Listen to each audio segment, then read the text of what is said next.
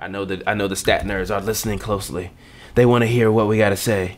Let's talk Houston Rockets, because you already know everybody's like, oh, you guys hate the Rockets. Now, first of all, Rockets fans, pick the Rockets to beat the Pelicans. Y'all always say, your predictions are never right. I said the Rockets would beat the living. I literally said that the Rockets would beat the living shit out of the Pelicans. And they beat the living shit out of the Pelicans. I said that Capella was putting out, he did get boomed on. He got boomed on, but before he got boomed on, he sent the shot straight back to him. Yeah. He only boomed him because he was mad. Yeah. He was getting it like Clint Capella probably defended AD as well as I've seen anybody defend AD. In that game, just in the last game, I think Clint Capella outplayed AD. Yeah, he was a monster defensively. I agree. He had a pay that man whatever type game defensively. Yes, pay that man whatever. Yes, I agree. And even just looking at like Clint Capella, like his line from that night, like amazing line. So all you stat nerds, here's some stats. Clint Capella for this game was a plus 17 for the game. He scored 18 points in this game.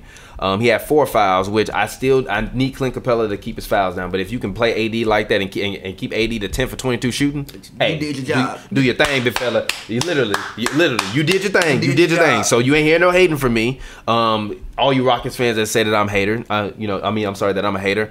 And he had 6 blocks, bro. 6 blocks, a lot of blocks. 3 steals, 6. He had 16 rebounds. He had 1 assist. But free throw line. You gotta at least hit 1-on-1, big fella. Like, I don't care. Like, in the playoffs, if he starts to look shaky at the end of games, yes, you can get away going in one game 0 for 2, 0 for 4. But in the playoffs, when the game slows down and they see you get a little shaky, big fella, you gotta be able to hit some free throws.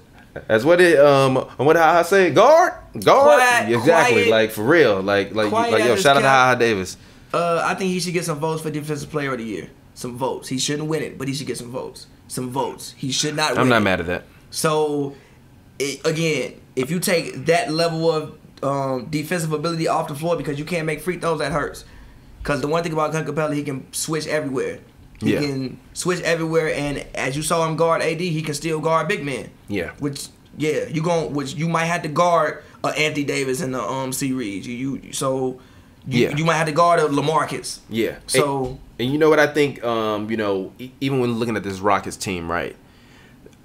I've always criticized Mike D'Antoni going way back to his Phoenix Sun days in terms of like some of his rotations and how he goes about his rotations, especially because like sometimes he only uses like 7-8 players. It's like, bro, they cannot all play 40 minutes a game. It's not gonna work like that. No, they deep because even last year, you told me Harden ran out of gas. Now this year they are deep, and one of the most underrated moves that I think he made this year was allowing PJ Tucker to now start for this team, because now it kind of brings like it brings like a defensive hound dog out there on the floor. So like for the first 6 minutes of the game, you kind of getting hit in the mouth with offense, but then PJ Tucker hitting you in the mouth with defense. That man played. He was guarding a center one game. The next game he was guarding a small forward. The next game he was guarding a shooting guard. The next game he was guarding a power forward. Like PJ Tucker is a very versatile utility belt style type of player. My only thing for PJ Tucker when he's on the floor, that I really would love to see, is just he keeps having these games where he's like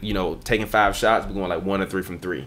If they can just get him to go 2 or 3 from 3, that'll just keep whatever the other teams like next. Like, because the thing about the Rockets is like the Rockets, they hit like huge runs, and when they hit those huge runs, they just kind of blow the door the door open the same way that the Warriors did last year. But the way they do it is like with isolation ball, and then like killing you on the fast breaks with the threes. But with them, if you can just get PJ Tucker to just give you some big games where he goes 2 for 3 on those or 3 for 3, that'll be huge for you in the playoffs, because Ryan Anderson's still coming off the bench, giving you in between 25 to 34 minutes a game, off the bench. He put up 16 points in this game, and Gerald Green is the most underrated sign of the year, in the NBA. So I definitely give Daryl Morey, that's the Rockets GM, right? Daryl Morey, right? Yeah. I give Daryl Morey a lot of credit. I give Mike D'Antoni a lot of credit. As everybody always call me a hater, I'm not a hater. I always said that if that Chris Paul and James Harden can pull it together, cool, I'll get them their props. I didn't think they would do it, but they have done it. They have captured a franchise record in wins, so they have definitely done it. So I can't say anything negative about them. They will definitely be the #1 seed heading into the playoffs. They are definitely very, very, very, very, very, very scary now, especially with Steph Curry going out, with that MCL sprain. So with the Rockets, look, it is what it is. Now, before if I gave them before I probably gave them like a 10% chance of beating the Warriors. Now I give them like a 25% chance of beating the Warriors. I give them a 1 in 4 chance of beating the Warriors. I give them a 25% chance of beating the Warriors. So, the Rockets are 6th in the NBA with 15+ point comeback wins. They have 3 of them, and they also have 6 wins without trailing. 6. So 6 times they've won a game without trailing. And they've only lost without taking the lead 1 time. The only team above them is funny as shit. Can you guess the other team with 6 wins without trailing? Guess. The Minnesota Timberwolves. It is the Minnesota Timberwolves. Oh, fuck you mean? Let's go. And you want to know something crazy? I know you sent me these stats, but I swear to God, I have not read any of them. It's all good. I've been lit since the start of the podcast, so I have literally not read any. Hold on, wait a minute. Where is this at? I didn't put it in there, but it's. You didn't put it in there? Nah, I did, but I didn't put who was above him. No, I just found the website. Turn it up. Let's go. What's that? Shout out, NBAStatMiner.com. Yeah, I didn't even know you. I didn't even know that. I thought you wrote it in the notes for the show. Nah, I didn't. But let's go. But that was probably because of Jimmy, though. Yeah, and just the one thing I like about the Rockets, man, is just the reason why the trade was great for both teams, as far as the Chris Paul trade, was because you needed a defensive mindset, like set.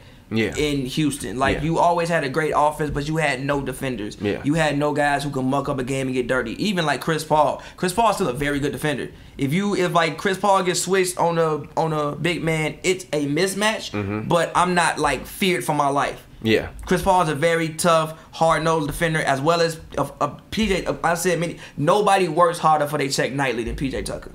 And the one thing that they can do now is they can switch everything.